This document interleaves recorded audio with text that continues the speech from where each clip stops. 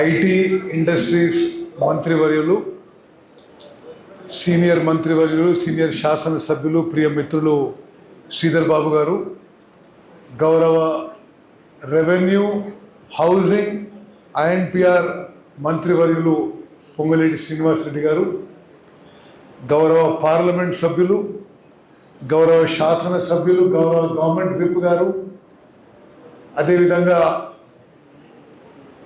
Civil supplies commissioner గారు, జిల్లా collector, జిల్లా డీసీపీ గారు, మరి అదేవిధంగా ఈ యొక్క సమీక్ష సమావేశానికి విచ్చేసిన ప్రజాప్రతినిధులు, అధికారులు, మీడియా మిత్రులు అందరికీ నమస్కారం. ఈరోజు మంత్రులు శ్రీధర్ బాబు గారు, నేను, పొంగులేటి శ్రీనివాస్ రెడ్డి గారు, మేము వరుసగా గతంలో వేరే జిల్లాలు పర్యటించినాం. ఈరోజు భువనగిర్, పెద్దపల్లి, ఉమ్మడి వరంగల్ జిల్లాలు పర్యటించి ఈ వరి ధాన్యం కొనుగోలు విషయంలో వేగవంతం చేయడానికి, స్పీడప్ చేయడానికి చర్యల విషయంలో ఫీల్డ్ లెవెల్లో ప్రోగ్రెస్ చూడడానికి ఈ యొక్క మరి టూర్ కానీ, పర్యటన కానీ, సమావేశం కానీ చెప్పి నేను మనం చేస్తున్నా. ఇక్కడున్న మీడియా మిత్రుల ద్వారా యావత్ తెలంగాణ రైతులకి, వరి రైతులకి ప్రస్తుత కాంగ్రెస్ ప్రభుత్వం యొక్క హామీ నేను మరోమారు మనవి చేస్తున్నా. ముఖ్యమంత్రి రేవంత్ రెడ్డి గారి నాయకత్వంలోని ప్రస్తుత కాంగ్రెస్ ప్రభుత్వం రైతు పక్షపాత ప్రభుత్వం. ఎన్ని ఇబ్బందులు వచ్చినా, ఎంత ఆర్థిక వ్యయమైనా సరే మా ప్రభుత్వం ఈ యాసంగి పంటలో చివరి గింజ కొనుగోలు చేసే వరకు ఈ ప్యాడీ ప్రొక్యూర్మెంట్ కొనసాగుతుంది. 8,575 ప్రొక్యూర్మెంట్ సెంటర్లు తెరిచినాం. దేశంలోనే, రాష్ట్రంలోనే ఇన్ని ప్రొక్యూర్మెంట్ సెంటర్లు ఇదే రికార్డు. ఈ రోజుకే 58 లక్షల మెట్రిక్ టన్నుల వరి ధాన్యం కొనుగోలు చేసినాం. ఇంకొక 16-17 లక్షల మెట్రిక్ టన్నులు వరి ధాన్యం ఈ యాసంగి పంటలో కొనుగోలు మరి చేయాల్సిన టార్గెట్ పెట్టుకొని ముందుకు పోతున్నాము. నేను మరోమారు మనం చేస్తున్నా, చివరి గింజ వరి ధాన్యం ఎంఎస్పికి కొనుగోలు చేసే వరకు, ప్రక్రియ పూర్తయ్యే వరకు ప్యాడీ ప్రొక్యూర్మెంట్ కొనసాగుతుంది. ఎంఎస్పిలో కొనుగోలు చేస్తాము. అకాల వర్షాల వల్ల ఎక్కడన్నా వరి ధాన్యం తడిస్తే,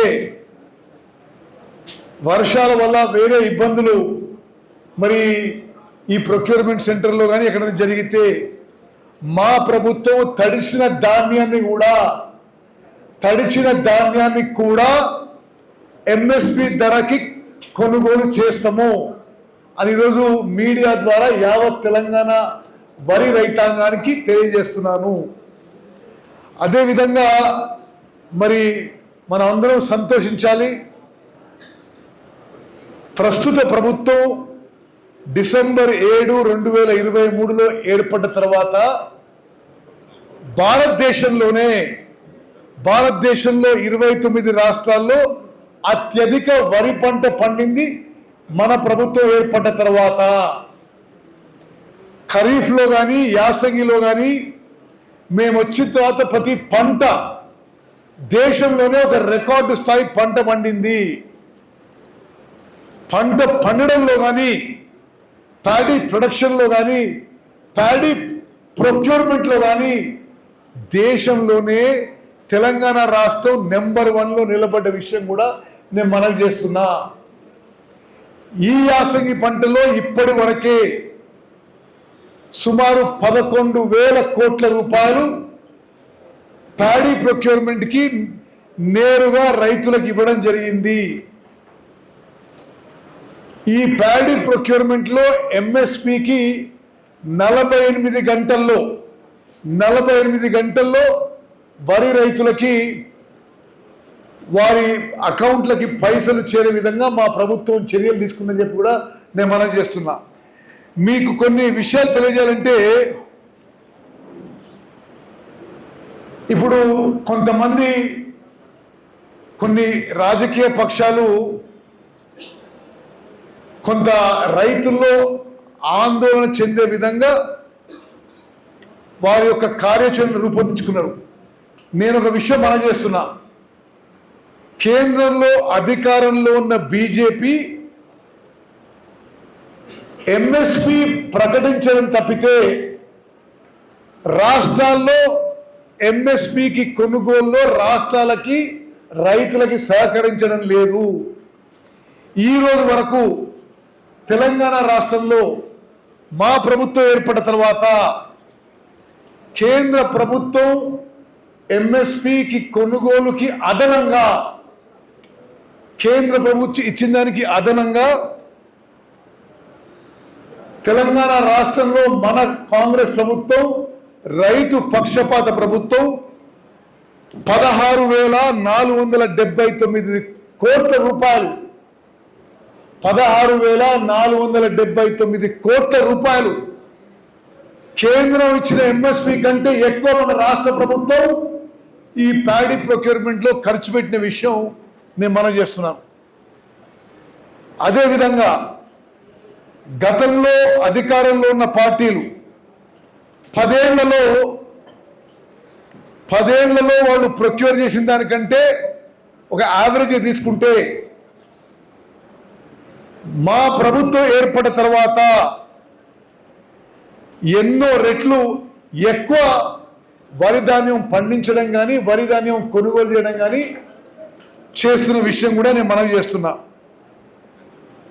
గతంలో ఉన్న ప్రభుత్వాలు కేంద్రంలో ఉన్న టార్గెట్ ఈ ప్యాడీ ప్రొక్యూర్మెంట్ టార్గెట్ కూడా ఫుల్ఫిల్ చేసే విధంగా ప్యాడీ ప్రొక్యూర్మెంట్ చేయలేదు.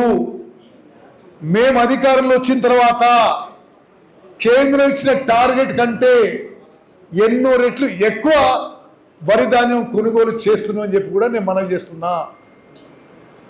రాష్ట్ర వ్యాప్తంగా నేను మళ్ళొసా అంటున్నా, వరి ధాన్యం మరి ఎఫ్ఏక్యూలో ఉన్నా ఎఫ్ఏక్యూలో లేకున్నా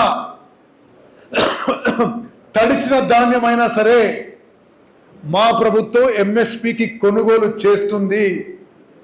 We will purchase rain-soaked paddy or drenched paddy also at MSP. ఒక స్పష్టమైన హామీ నేను ఇవ్వదలుచుకున్నా. అదేవిధంగా ఎన్ని వేల కోట్లు ఖర్చు పెట్టాల్సి వచ్చినా మా ప్రభుత్వం వెనకాడదు. వరి రైతులకి చివరి గింజ కొనుగోలు చేసే వరకు ఈ ప్యాడీ ప్రొక్యూర్మెంట్ కొనసాగుతుందని చెప్పి నేను మనం చేస్తున్నా. భువనగిరిలో మరి జిల్లా యంత్రాంగానికి, ఎంపీ గారికి, ఎమ్మెల్యేలకి, గవర్నమెంట్ విప్కి అందరికీ నా అభినందనలు తెలియజేస్తూ మీరు మరింత వేగవంతంగా ప్రొక్యూర్మెంట్ చేయాలని కోరుకుంటున్నా. గవర్నమెంట్ నుంచి మీకు ఏమి సపోర్ట్ కావాలన్నా తప్పనిసరిగా ఆ విధంగా మీకు ప్రభుత్వం నుంచి మద్దతు ఉంటుందని చెప్పి నేను మనవి చేస్తున్నా. ప్రత్యేకంగా జిల్లాలో ఎంపీ గారికి, గవర్నమెంట్ విప్కి, ఎమ్మెల్యేలకి, జిల్లా కలెక్టర్కి, జిల్లా సివిల్ సప్లైస్ అధికారులకి, పోలీస్ అధికారులకి, ట్రాన్స్పోర్ట్ అధికారులకి ఈ రోజు నుంచి ఒక 4-5 రోజులు పూర్తిగా ప్రొక్యూర్మెంట్ మీద ఫోకస్ చేయండి. అవసరం ఉన్న చోట ఇసుక లారీలని ప్యాడీ ప్రొక్యూర్మెంట్కి డైవర్ట్ చేయండి. ఫ్యాక్టరీలు ఉంటే ఫ్యాక్టరీలో యాజమాన్యాలు రిక్వెస్ట్ చేసి ఆ వాహనాలని, లారీలను కూడా ప్యాడీ ప్రొక్యూర్మెంట్కి డైవర్ట్ చేయండి. వాస్తవంగా కొంత హమాలీలో ఇబ్బంది రావడం జరిగింది. తెలంగాణ రాష్ట్రంలో తెలంగాణ లేబర్ ఈ రైస్ మిల్లో కానీ, గోడౌన్లో కానీ యాక్చువల్ హమాలీ పని చేయడం రాను రాను తగ్గుతూ ఉంది. ఎక్కువ శాతం బెంగాల్ నుంచి, బీహార్ నుంచి లేబర్ రావడం జరుగుతుంది. బెంగాల్లో ఎన్నికలు చేపట్టి బీహార్లో వాళ్ళ వీట్ అగ్రికల్చర్ ఎక్స్టెండ్ అయి కొంత హమాలీల కొరత ఏర్పడ్డది. మా ప్రభుత్వం రాను రాను ఈ స్టోరేజ్ స్పేస్ పెంచే విషయంలో, అదేవిధంగా స్టోరేజ్కి మెకనైజేషన్ విషయంలో కూడా మేము వేగవంతంగా చర్యలు తీసుకోబోతున్నాము. చివరిగా నేను భువనగిరి జిల్లా మరి అధికార యంత్రాంగానికి, ప్రజాప్రతినిధులకి మీరు చేస్తున్న కృషి అభినందిస్తూ, తప్పనిసరిగా ఈ ప్యాడీ ప్రొక్యూర్మెంట్ మరింత వేగవంతంగా చేయాలని చెప్పి కోరుకుంటూ, రాష్ట్ర ప్రభుత్వం మీ ఎంబడి ఉంటుంది. తప్పనిసరిగా రాష్ట్ర ప్రభుత్వం రాష్ట్రంలో చివరి వరి రైతు నుంచి చివరి గింజ ఎంఎస్పీలో కొనుగోలు చేసే వరకు ఈ ప్యాడీ ప్రొక్యూర్మెంట్ కొనసాగుతుందని చెప్పి నేను మనవి చేస్తున్నాను. మరి ఇప్పుడు గౌరవనీయులు రెవెన్యూ మినిస్టర్ పొంగులేటి శ్రీనివాసరెడ్డి గారు వారి సందేశం ఇవ్వాల్సిందిగా కోరుతున్నాను. ఆ తర్వాత శ్రీధర్ బాబు గారు మాట్లాడుతున్నారు.